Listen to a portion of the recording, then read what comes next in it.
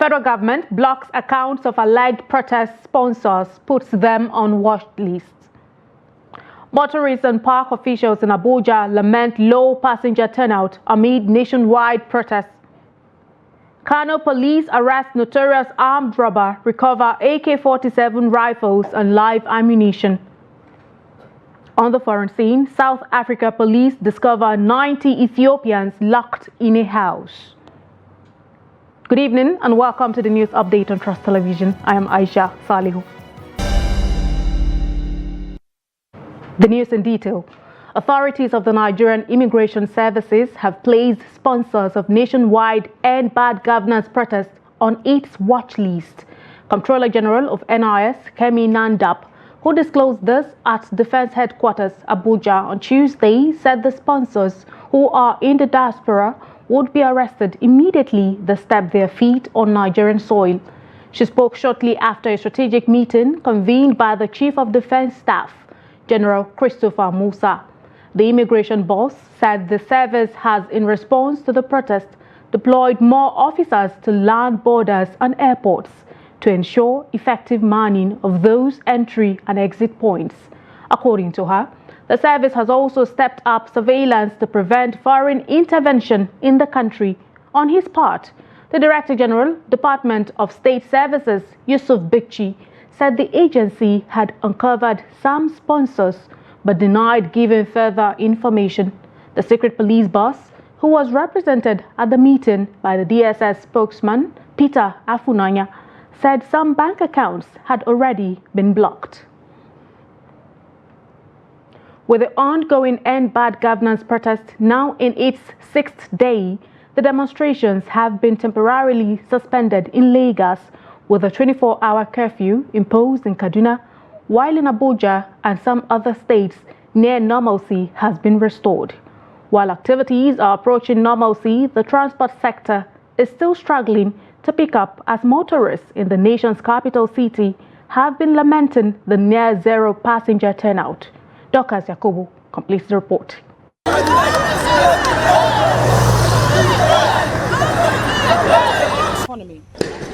The ongoing End Bad Governance protest has brought about a major setback in transportation sector. The bustling Jabi Motor Park in Abuja, usually busy with activity and noise from park workers calling out for passengers to different parts of the country, is a shadow of itself following the low turnout of passengers than usual. Motorists and park officials attributed the low passenger turnout to the ongoing End Bad Governance protest and economic hardship. This vehicle has been parked for over 7 hours because there are no passengers.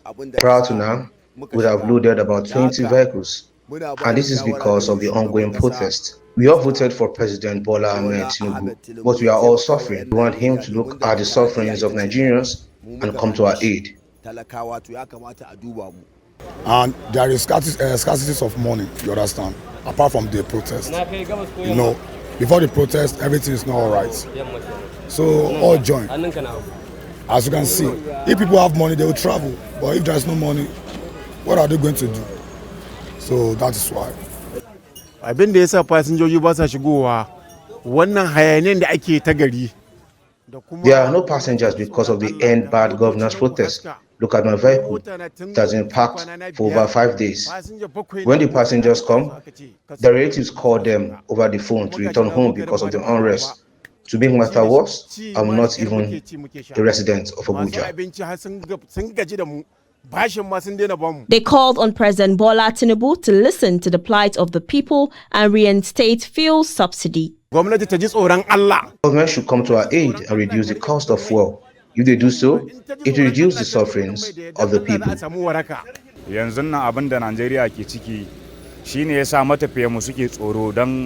Passengers are scared to travel because of the protest. It is over 5 days and no vehicle has left the park. This is our source of livelihood. We are calling on the government to come to our aid and reduce the cost of fuel. The somber mood at Jabi Park served as a poignant reminder of the effect of protest on the economy. Officials here are hopeful that with the right interventions, the park will soon return to its usual vibrant terminal, bustling once again with the energy of countless journeys across the length and breadth of the country. Dorcas Yakubu, Trust TV News, Abuja. The Kano state government has further relaxed the curfew imposed on the state, now allowing movement from 6 p.m. to 6 a.m. The state government had initially imposed a 24-hour curfew after peaceful nationwide protests. Economic hardship turned violent. The government had previously relaxed the curfew to permit movement from 8 a.m. to 2 p.m. starting on Sunday. Idris Jibrin has a situation report from Kano. Inside Singa Market, hundreds of people are struggling to restock food items as the market reopens for 5 hours from 8 a.m. to 2 p.m. According to market authorities, this limited reopening is crucial to allow Kano residents to purchase essentials amidst the economic hardship exacerbated by the ongoing curfew. Yesterday, authorities in Singa Market announced that the market will be reopened today from 8 a.m. to 1 p.m. Now, as you can see, hundreds of people have come to the market to restock food items, and all these people have just finished purchasing their food items and they are coming out from the market.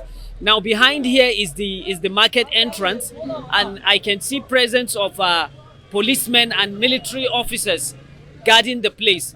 And note that anybody carrying food items here will not pass through this gate without showing his proper receipt before he passed through the gate. Now, many of these people are telling me that even that 1 p.m. is not enough for them to get out of the market, because now it's just few minutes to 1 p.m. and people are rushing to get out of the market. In fact, they have already closed the other gate. Nobody will enter again. Only those who are inside the market are allowed to go out. So there are hundreds of people coming out from this entrance, and there are about 4 gates within this market. And all these gates, I have visited all these gates and I've seen hundreds of people trooping out from this market after making their purchases. Meanwhile, as Kano state government relaxes the curfew from 6 a.m. to 6 p.m., the market has extended its opening hours to 4 p.m. daily. The chairman of the market, Junaid Mahmoud, stated that they will continue to monitor the situation to ensure residents can patronize the market safely. As you have just entered, so we received the information that the Kano state government readjust the curfew time to from 8 a.m. to 6 p.m. Yes, so on this ground, we discuss with with our stakeholders in the market, and we decide to continue till 4 o'clock. Currently, security has been significantly increased in and around Kano metropolis to prevent relaxation of the curfew from being exploited for unlawful activities. The ongoing tensions in Nigeria, fueled by the economic downturns, have made such measures necessary to maintain order. Idris Jibrin, Trust TV News. But in Plateau State, the state government has convened an emergency meeting in response to curfew violations by hoodlums in the Jos North local government area. In a related development, the State Police Command announced on Monday the arrest of 27 suspects linked to attempted looting activities around the state's commercial hub during the enforced curfew hours. The report. The 4-day protest in the state has been largely peaceful. However, on Sunday, hundreds of miscreants were seen threatening business owners and forcing them to shut their establishments, prompting the state government to impose a curfew. Despite the curfew, some hoodlums resurfaced on Monday, allegedly attempting to break into shops and steal goods and properties. Their efforts were thwarted by the police and other security agencies.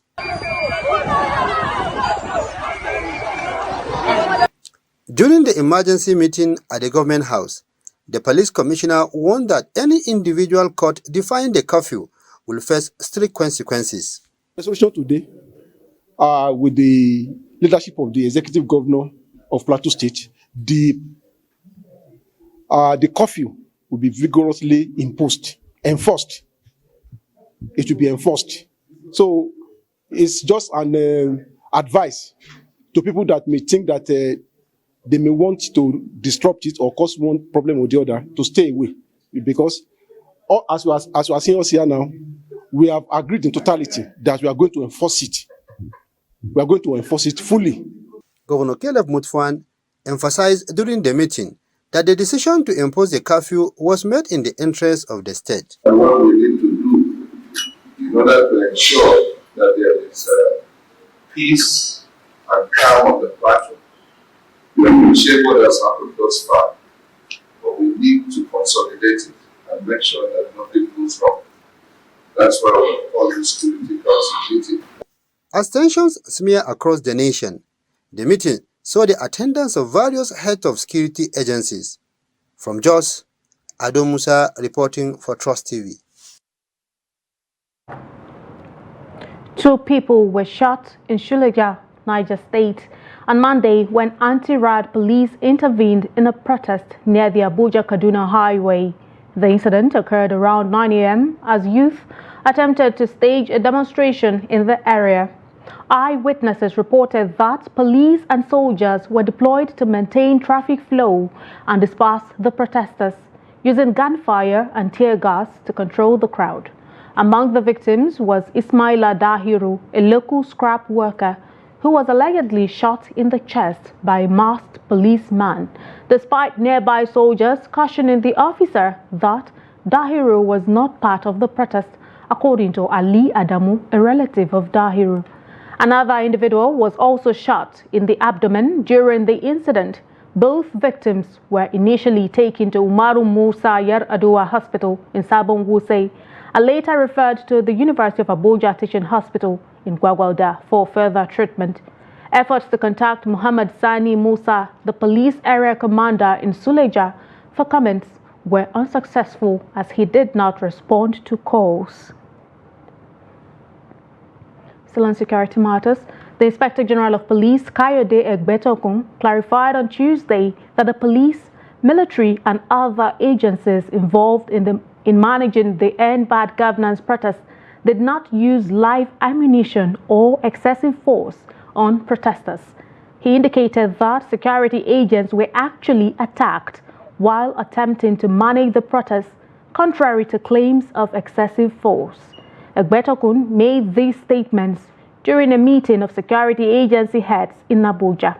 According to him, their records show that there were no shooting incidents by the police during the protests.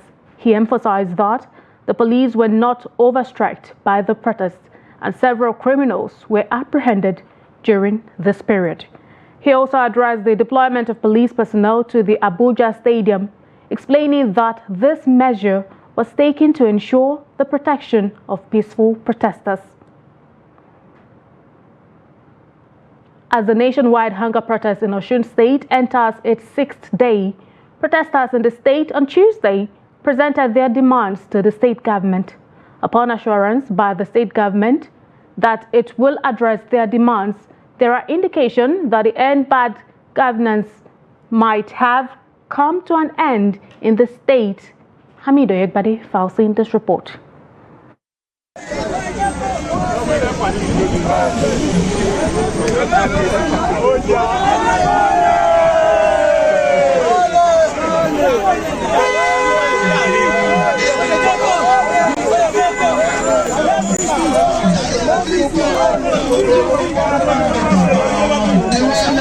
The protesters were received by the state deputy governor, Kola Adewusi, at the government secretariat in Osogbo, the state capital.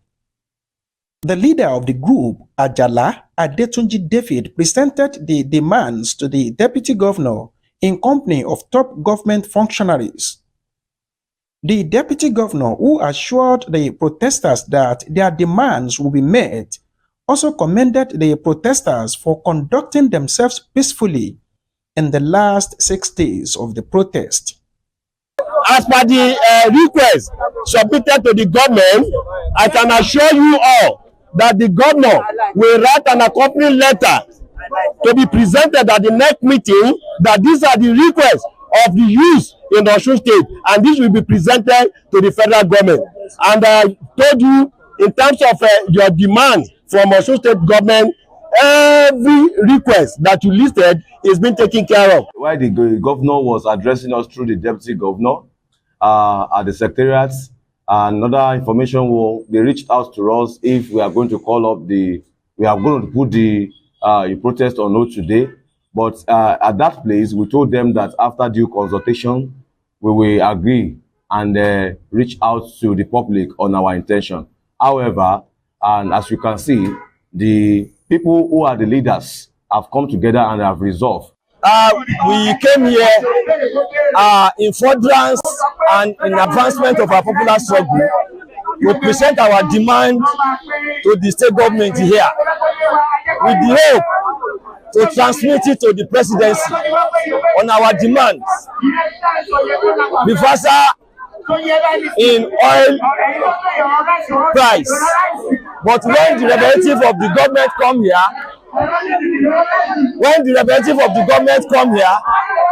he made a promise that he's going to deliver our letter of demand to the presidency.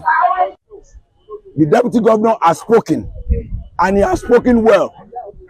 But I will come back here and point to him and tell him you are a liar if by in the next 1 month I do not see any action. Meanwhile, as the protesters suspended the protest, this would allow tourists to attend the Osun Osogbo festival. Amid Oyegbade, Trust TV News, Osogbo. The West African bloc, ECOWAS, has urged end bad governance protesters in Nigeria to heed President Bola Tinubu's call for dialogue. In a statement on Monday, the Economic Community of West African States Commission said it deeply regrets reports of violence in the course of the protests and the unfortunate death of some protesters, as well as alleged looting and destruction of public and private properties. The Commission extended condolences to the bereaved families and sympathized with the government and people of Nigeria over the losses. The regional bloc recognized the right of citizens to peaceful protests as guaranteed by the 2001 ECOWAS Supplementary Protocol on Democracy and Good Governance and enshrined in the 1999 Constitution of the Federal Republic of Nigeria as amended. The Commission welcomes the State of the Nation address of 4th August 2024 by President Bola Ahmed Tinubu and urged the protesters and all stakeholders to heed the President's call for inclusive dialogue, for the resolution of all grievances, and for the preservation of peace and security in Nigeria and the ECOWAS region at large. Moving on to more stories. The Kano State Police Command says it has arrested a notorious armed robber and recovered 2 AK-47 rifles with 47 rounds of live ammunition. According to the command's public relations officer, Abdullahi Haruna Kiyawa, the sum of 4.9 million naira was also recovered. The arrest, Kiyawa said, followed a report by a resident of Yandadi village in Kunchi local government area that armed robbers stormed his residence, attacked him and robbed him of 15 million naira. He noted that despite managing the ongoing nationwide protests, the State Commissioner of Police, CP Salman Dogo Garba, directed a team of detectives to conduct intelligence-led patrols to arrest the culprits and recover their operational weapons. The PPRO noted that on the same date, the team arrested the principal suspect, Hassan Ilya, 35, of Al-Hazawa village, Musawa local government area, Katsina State, while attempting to escape on a motorcycle. He informed that a spot search revealed a sack containing 2 AK-47 rifles with 47 rounds of live ammunition and cash totaling 4.9 million naira. Katsina residents, especially those living along the Marabar-Kankara-Katsina highway, are appealing to President Bola Tinubu-led administration to order the immediate completion of the rehabilitation work, which was abandoned by the contractor. The road, which has been in a state of disrepair for years, is among the major causes of several cases of kidnappings for ransom, killings by bandits and road crashes for over a decade. Abdullahi Yamadi, who visited the area recently, tells us more. Dozens of passengers and motorists along this road have been attacked, with some killed and others wounded by bandits and armed robbers, while several others were abducted in the process. This is beside the loss of properties worth millions of naira as a result of accidents due to the dilapidated nature of the road. This federal road is significant to not only Kano State, but the entire northwest, as it passes through 7 local government areas, including those linking Katsina with Zamfara and other states in the region. These include Malumfashi, Kankara, Damusa, Duzuma, Curfew, Batagarawa, and Katsina, up to Niger Republic. Similarly, tons of agricultural produce, including food and cash crops, are being transported to various parts of Nigeria through this highway. At first, residents, especially those around the highway and motorists, were jubilating when the rehabilitation work commenced before its sudden stoppage some weeks ago. It's one of the roads that links the frontline local governments of insecurity in this state, most especially here in Kankara. It's one of the endemic areas of insecurity. So we are appealing to President Bola Ahmed Tinubu to please ensure that we are making our passionate appeal to please ensure that this road construction will be completed. The work on the over 150 kilometers Kankara-Dusima-Katsina road was at its best before its sudden stoppage just after only 10 kilometers. Along this road, from Maraba Kankara to Katsina, there have been so much banditry, killings and kidnapping. So we want the federal government to take a serious action on that. All efforts to speak to the controller, Federal Ministry of Works in Katsina, were not successful, as reports say he has not been on seat for over 10 days. Despite its economic importance, the highway is considered one of the most dilapidated in the entire northwest region, hence the need for its completion in order to save lives and property. Abdullahi Yamadi, Trust Television News, Katsina. Away from Nigeria, South African police have discovered 90 Ethiopians packed into locked rooms in inhuman conditions at the weekend. A spokesman said on Monday that 2 suspects have been arrested on allegations of kidnapping and human trafficking.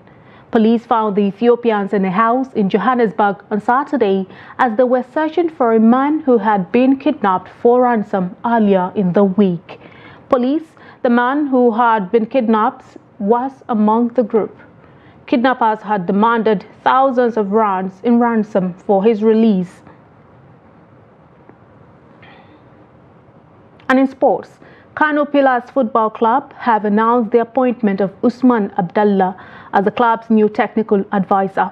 This follows the signing of a 2-year contract with an option for a third by Abdullahi, who is expected to bring his wealth of expertise to Seimasu Gida.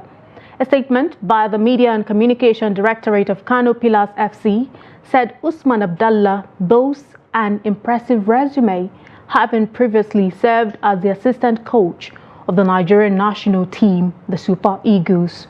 His successful stint at Enyimba International FC saw him lead the team to a Nigeria Premier League title. He has also made significant contributions at Wiki Taurus and Katsina United. Coach Abdullah holds a UEFA license, underlining his qualifications and commitment to excellence. Kano Pillars will kick off the 2024-2025 Nigeria Premier Football League season at home against newly promoted Ikorodu City of Lagos. And with that, we've come to the end of the news update on Trust Television. Do not forget, you can always follow us across all of our social media platforms and also Join our YouTube live stream for more news, programs, and documentaries. I'm Aisha Salihu. Thank you so much for watching.